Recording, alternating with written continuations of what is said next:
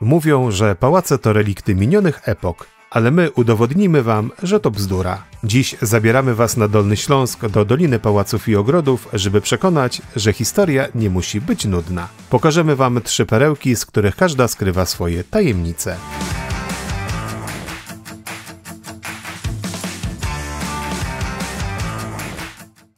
Zaczynamy od miejsca, które eksperci nazywają fenomenem Kotliny Jeleniogórskiej, gdzie historię można dosłownie przeżyć. Czy wiedzieliście, że tylko tutaj na 3 kondygnacjach przeskoczycie przez epoki, od średniowiecznej piwnicy po barokowy przepych i powojenną szkołę? Odwiedzimy też Zamek Królów, w którym gościła pruska arystokracja, a którego mury skrywają zrabowane skarby, które do dziś czekają na odkrycie. Ale to nie wszystko, bo prawdziwa nagroda czeka na was na końcu. Zostańcie z nami, bo tam pokażemy wam park stworzony z miłości. Krajobraz, który łączy filozoficzną architekturę z celtyckimi kręgami i sztucznymi ruinami, zaprojektowanymi, by budzić refleksję. Gotowi na spektakularną, historyczną podróż po Dolnym Śląsku? Zaczynamy!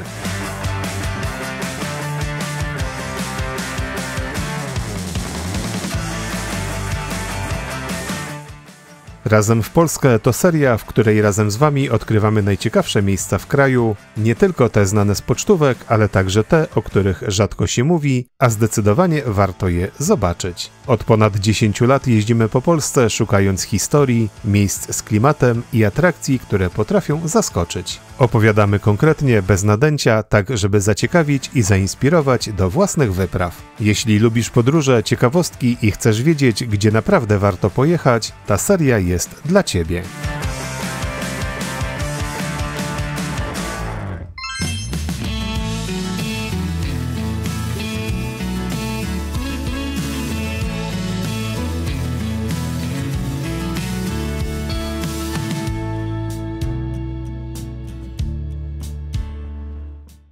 Naszą podróż zaczynamy od Łomnicy, by od razu poczuć ten klimat. To nie jest kolejny smutny, opuszczony zabytek. To pałac i folwark, które żyją. Dziś możecie tu zamieszkać, zjeść i zwiedzić muzeum, ale kiedyś to było prawdziwe gniazdo rodowe należące do jednej z najbardziej wpływowych rodzin regionu. Ale czym właściwie jest ten kompleks? Zapytaliśmy o to przedstawicieli obiektu. Witamy na terenie kompleksu pałacowego Łomnica. Nasz kompleks składa się z wielu obiektów, z których każdy ma swoją odrębną historię. Duży pałac sięga swoją historią aż średniowiecza.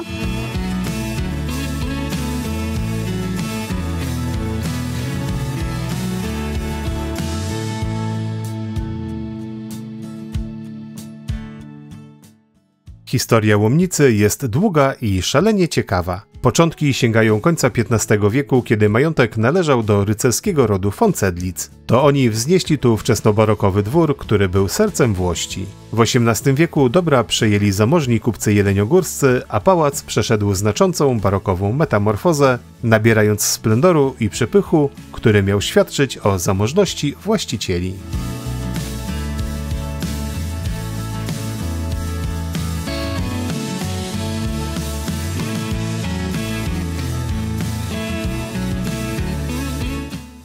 Jednak najważniejszy dla dzisiejszego wyglądu Łomnicy jest wiek XIX, a konkretnie rok 1835.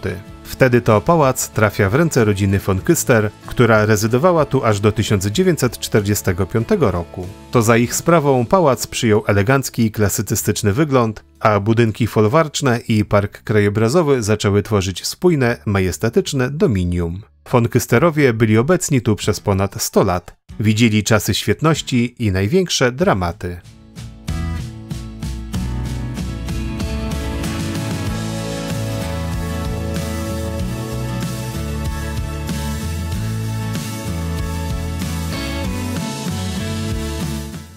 Niestety po 1945 roku pałac popadł w całkowitą ruinę. Służył jako szkoła, potem został opuszczony, a z czasem stał się budynkiem bez okien i z zawalonym dachem. Na szczęście w latach 90. XX wieku los się odwrócił. Pałac został kupiony i przywrócony do życia przez potomków dawnych właścicieli, którzy z wizją i uporem podnieśli tę perłę ze zgliszcz. Dziś to jeden z najlepszych przykładów na to, że można przywrócić życie wielkiej historii.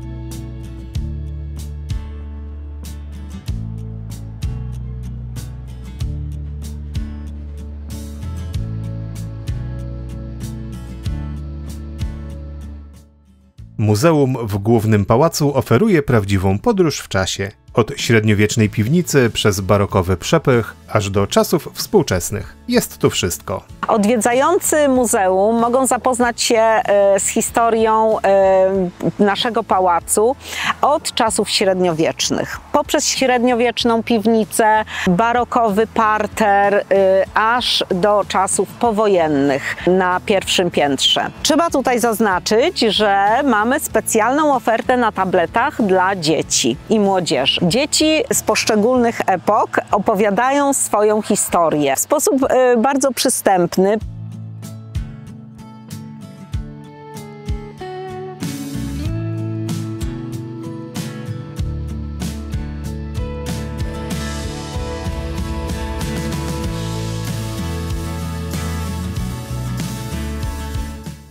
W okolicy pałacu znajdziecie też dom modlitwy. Ten budynek jest symbolem śląskiej tolerancji religijnej. Został odbudowany dzięki determinacji właścicielki. Dlaczego to miejsce jest wyjątkowe? Najlepiej opowie o tym przewodnik po pałacu. Dom modlitwy pierwotnie nie stał na tym miejscu, ale pani Elizabeth von Küster przeznaczyła tutaj część kompleksu pałacowego, terenu, gdzie można było postawić ponownie dom modlitwy i pokazać historię protestantyzmu na Śląsku i historię śląskiej tolerancji religijnej. Dzisiaj obiekt służy jako obiekt sakralny, ale też jako obiekt kulturowy. Z powodzeniem odbywają się tutaj śluby cywilne, wydarzenia dla dzieci, przedstawienia, wystawy oraz koncerty.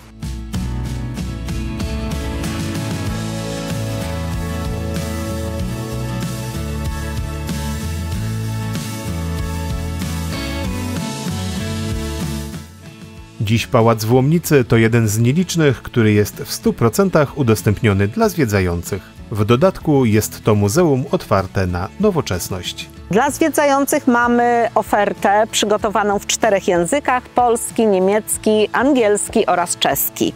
Do dyspozycji gości są tablety oraz krótkie filmy. Trzeba też zaznaczyć, że jest to jedyny pałac w naszej Kotlinie Jeleniogórskiej udostępniony całorocznie dla zwiedzających jako muzeum.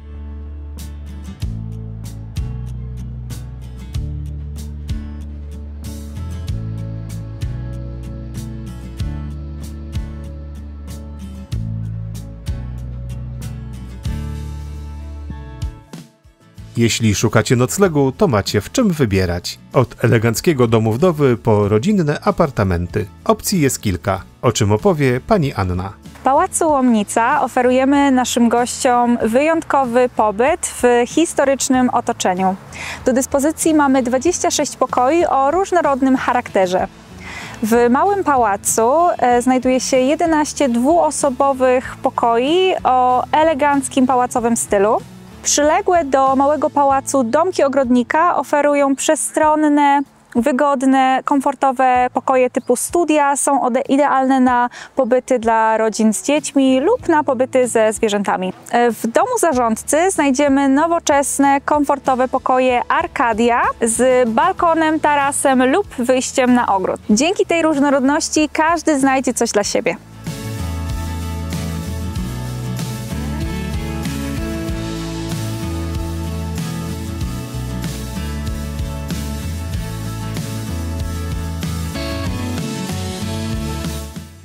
Prawdziwe serce Łomnicy bije w folwarku i jest to serce wyjątkowo smaczne. Znajdziecie tu 2 restauracje, kameralną restaurację pałacową w Małym Pałacu, która serwuje dania inspirowane kuchnią dworską, natomiast w klimatycznej Starej Stajni znajdziecie bardziej swojskie, staropolskie dania. Nasz folwark żyje o każdej porze roku. Odbywają się tutaj kiermasze tematyczne, wielkanocne, bożonarodzeniowe, dożynki i Oktoberfest. A na deser? Cukiernia pałacowa kusi zapachem i szkoda, że nie możecie tego poczuć. To miejsce, gdzie znajdziecie pyszne drzemy, zdrowe syropy i słynne regionalne smakołyki. A ciasta to prawdziwy majstersztyk. Zobaczcie zresztą sami.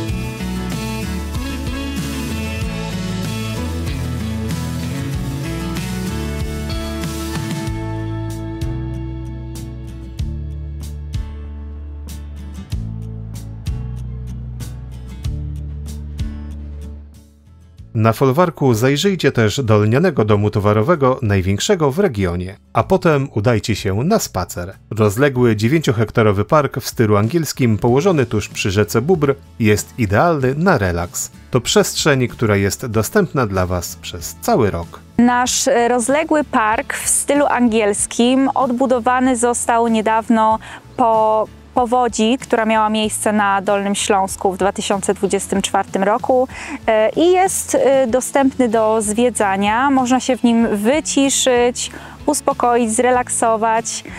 Jest to coś, czego nasze społeczeństwo bardzo potrzebuje i teraz szuka tego kontaktu z naturą.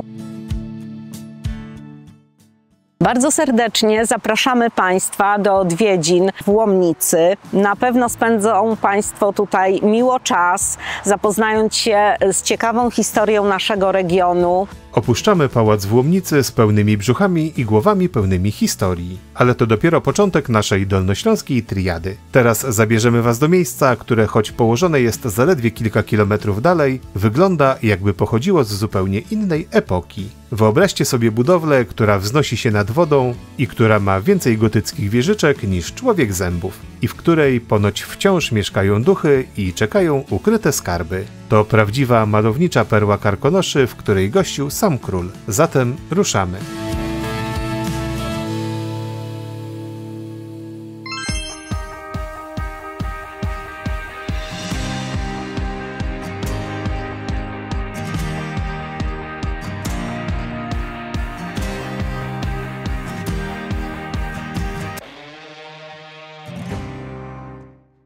Zostawiamy za sobą romantyczną Łomnicę i ruszamy do prawdziwego gniazda pruskiej arystokracji. Oto zamek Karpniki. Widok, który dosłownie przenosi nas w czasy świetności XIX-wiecznej Europy. Ten otoczony fosą neogotycki klejnot stał się ulubioną letnią rezydencją jednego z najważniejszych rodów kontynentu, Hohenzollernów.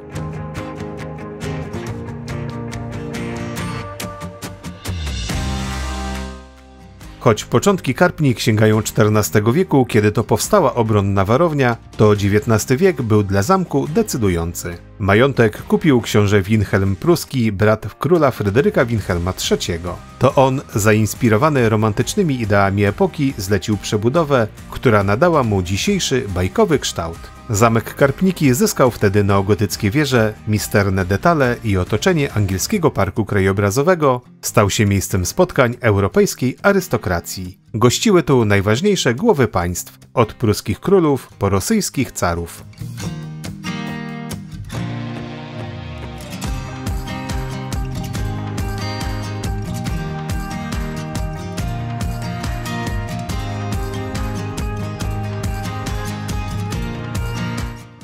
Z Karpnikami wiąże się też jeden z najbardziej intrygujących wątków II wojny światowej. Pod jej koniec mury zamku stały się magazynem, w którym ukrywano skrzynie ze zrabowanymi skarbami. Historycy wciąż badają, co dokładnie mogło trafić do podziemi i co z nich wywieziono. Choć wiadomo, że Armia Czerwona go splądrowała, to do dziś krążą opowieści o ukrytych kosztownościach w lochach i zakamarkach. Zamek, który gościł cesarzy, stał się areną wojennych sekretów.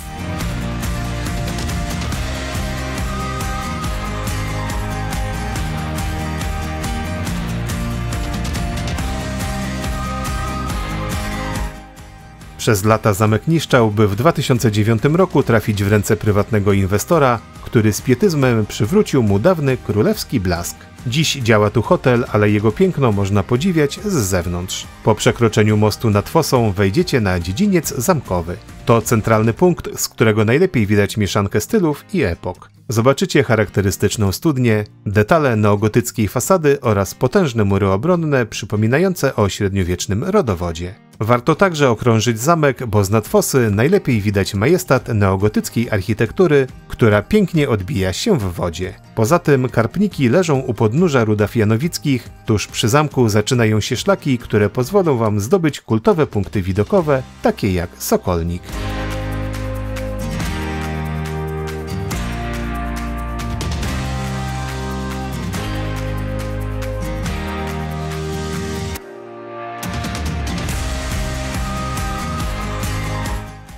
Opuszczamy królewskie Karpniki i ruszamy do ostatniego punktu naszej wycieczki. Poprowadzimy Was tam, gdzie panował przyjaciel księcia Wilhelma Pruskiego. Jedziemy do miejsca, w którym hrabia von Reden, słynny wizjoner, stworzył testament miłości. Krajobraz, w którym natura łączy się z sentymentalną architekturą, a ruiny są piękne, bo zaprojektowane.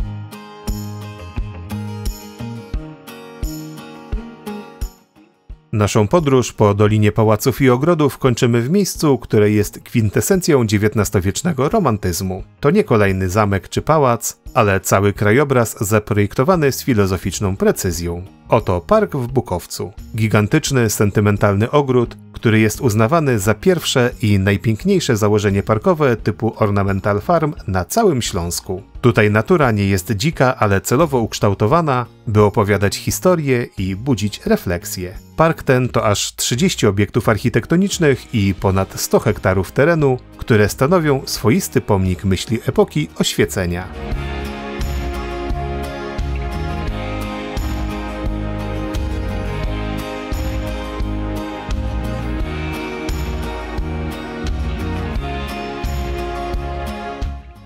Za tym unikalnym dziełem stoi hrabia Friedrich Wilhelm von Reden, wizjoner i minister górnictwa, który nabył majątek w 1790 roku. Hrabia, inspirowany ideami oświeceniowymi i romantycznymi, stworzył koncepcję, która miała połączyć piękno i użyteczność. Park był jednocześnie działającym gospodarstwem rolnym, stąd nazwa Ornamental Farm, gdzie uprawiano pola, hodowano szwajcarskie krowy i karpie w stawach, a wszystko było otoczone romantyczną scenerią, mającą uwrażliwić pracujących tu ludzi. Prawdziwą duszę park zyskał jednak dzięki żonie hrabiego, pięknej Fryderyce von Rindenzalt. To z myślą o niej i dla niej powstały liczne pawilony, altany i punkty widokowe, czyniąc to miejsce testamentem miłości von Redenów.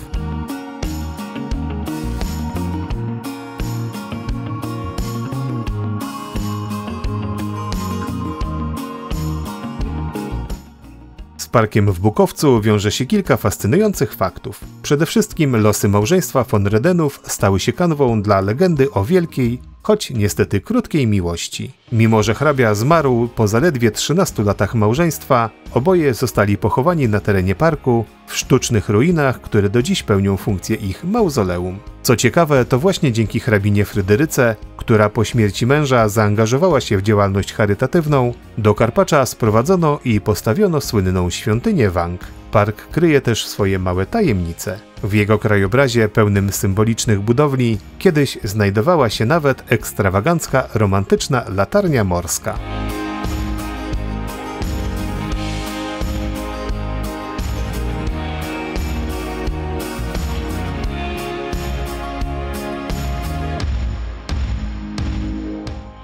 Park w Bukowcu jest dziś w pełni dostępny i zaprasza do długich, romantycznych spacerów. Wędrówka prowadzi szlakiem sentymentalnej architektury, która celowo wkomponowuje się w krajobraz. Warto zacząć od herbaciarni, znanej także jako Świątynia Ateny. Ten pawilon w stylu greckiej świątyni doryckiej został zbudowany jako prezent dla hrabiny i oferuje fenomenalny widok na królową Karkonoszy, Śnieżkę.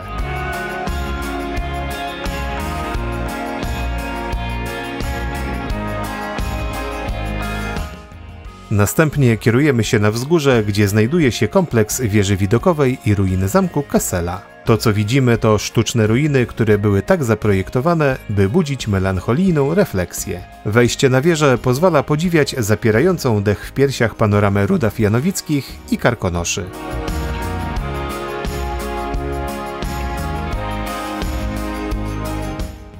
Nie możemy pominąć też kręgu druidów. To granitowe głazy ułożone w okrąg i otoczone zagajnikiem, które symbolizowały najstarsze dzieje i miały pełnić rolę pierwotnego miejsca kultu. Całość założenia dopełniają malownicze stawy rekreacyjne. Warto zwrócić uwagę na ich nazwy, takie jak staw kąpielnik czy staw ponurej kapliczki, które idealnie oddają sentymentalny nastrój tego miejsca. Te akweny odbijają szczyty okolicznych gór, tworząc niesamowite malarskie efekty wizualne. Można tu poczuć spokój i harmonię, zgodnie z pierwotną ideą hrabiego von Redena.